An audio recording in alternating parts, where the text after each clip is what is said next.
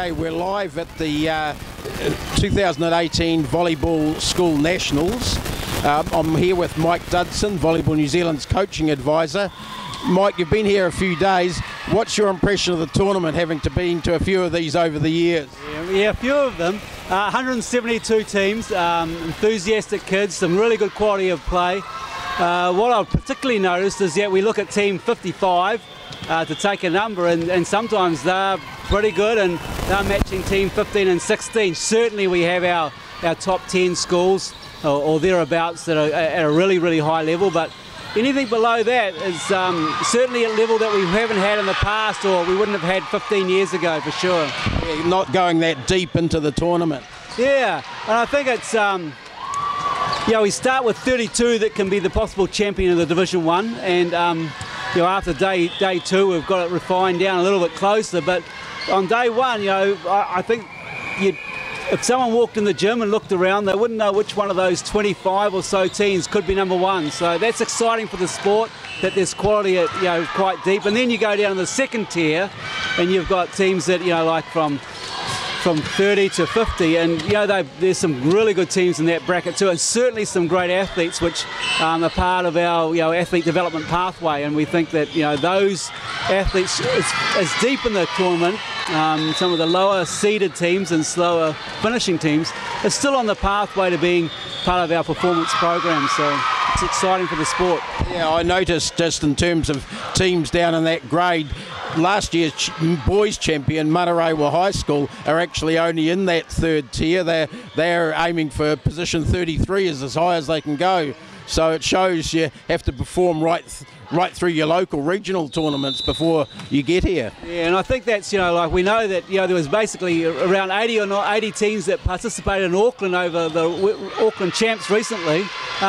We certainly don't have that many of the Auckland teams here, but we have probably 20 of them. And so that's exciting that there's another 60 teams that are playing good volleyball that aren't here. So in terms of the health of the sport, what we're seeing here is a cream of 172. But there's a lot more out there that have played this term and are part of the Volleyball New Zealand family of volleyball schools. Yeah, this is only the half of it, because later in the year we have the junior competitions in North and South Island. Yeah, year 9 and 10s. They're at the end of the year, and then of course they flow on to the beach season. But the 9 and 10s, there's another two big tournaments in the North and the South Island. So there's another couple of hundred teams that are participating again in that athlete development pathway. And we know from all the research, we really don't know whether an athlete's going to be a top performer until they're in the early to mid 20s. And these kids are 15, 16, 17 and 18. And we hope we keep them healthy for the next 5 or 6 years, and they're enjoying the game, and at the end of that they can go on the pathway, and who knows, they might end up the gold medalist, like someone like Phil Dalhouser, who's now 38. And I use Phil because Phil Dalhouser is coached by Jason Lockhead, and Jason Lockhead was a national champion here, and people will recognise that name of probably one of our most famous or successful beach volleyballers, Jason Lockhead. So you've got to be in the game a long time. Yeah, I was just looking at a photo of Jason in I think a 1990s junior team that went off to Australia. Yeah, and Jason came right through the pathways, through Otamoto College, played juniors, played seniors, played a little bit of beach along the way, and then he got into the beach after that, played our national junior men's team. And it wasn't until he was in his early 20s where he jumped on the world tour, and with Kirk Pittman, and and the rest is history. 10 years of bashing around the world and setting the world alight and getting on the podium, in fact. In fact, in 2 weeks' time, we've got another 4 youngsters, really, that all played at this tournament for many years, and now they're off with our New Zealand Commonwealth Games team.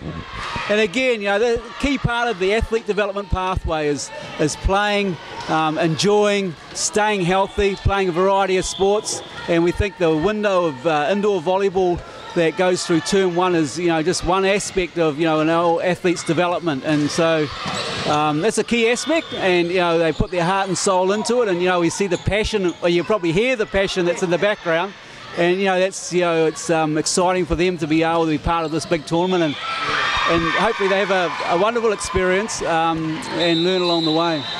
How do you find the coaching compared with, say, when you were playing and coaching yourself a few years ago? Is it spread? Is it better? Or there's no doubt that the coaching depth's improved. The quality of the coaching that we have is improved. And I think there's a couple of key things that I want to really take the time to emphasise, is that what we notice with our good coaches that are here, and some of them have been here for, well, I won't name the coach, but the coach was actually coaching when I was playing. Yes. Yeah, but there you go. Yeah, there you go. So coaches, a lot of this longevity. Yeah. But what strikes me about our exceptional coaches is that they're great role models. You know, they care about their athletes. Yeah. And they're passionate about the game. So yeah, they lead and they can technically instruct and they're good about the game, but they care about their athletes and they're great role models, both for their athletes and the people in the stands and everybody. So we think that ethos is really, really important, and for sure we all want to win and we all want to compete and we all want to do our best. But those other attributes that we really emphasise in coaching is of being a great role model, caring about your athletes are so important, and being passionate about it.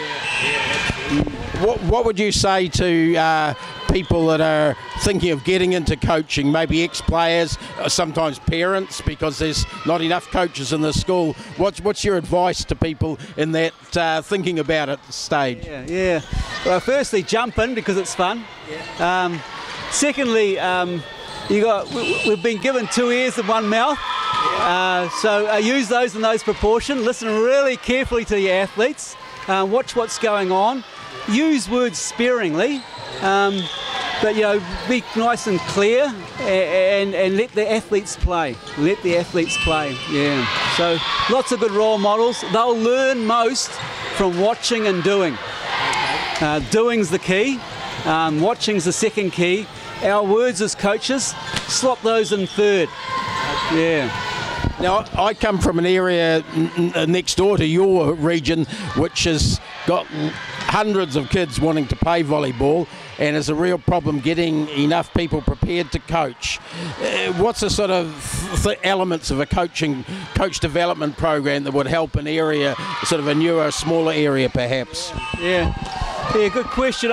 Certainly from Volleyball New Zealand we have some resources that are up on the website, but contact us because we have some programs in place around the community level and leading right through the grades.